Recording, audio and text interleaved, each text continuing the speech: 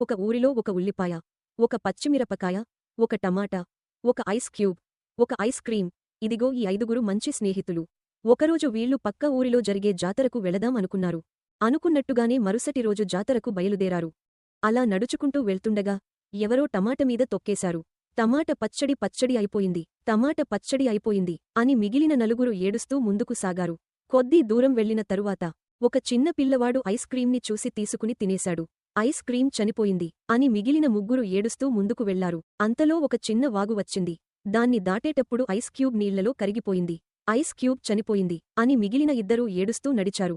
అలాగా ముందుకు వెళ్లిన తరువాత ఒక బజ్జీ వాడొచ్చి పచ్చిమిరపకాయను చూసి, ఇది చాలా ఫ్రెష్గా ఉంది అని దానితో బజ్జీ వేసేశాడు. పచ్చిమిరపకాయ బజ్జీ అయిపోయింది అని ఉల్లిపాయ ఒక్కడే మిగిలి ఏడుస్తూ జాతరకు చేరింది. ఉల్లిపాయ ఏడుస్తూ ఇలా చెప్పింది, ఓ దేవుడా! మేము ఐదుగురు స్నేహితులం జాతరకు బయలుదేరాము. దారిలో టమాటా చనిపోయింది. మేమంతా ఏడ్చాము. తరువాత ఐస్ క్రీం చనిపోయింది. మిగిలిన ముగ్గురు ఏడ్చాము. తరువాత ఐస్ క్యూబ్ చనిపోయింది. మిగిలిన ఇద్దరం ఏడ్చాము. తరువాత పచ్చిమిరపకాయ బజ్జీ అయిపోయింది.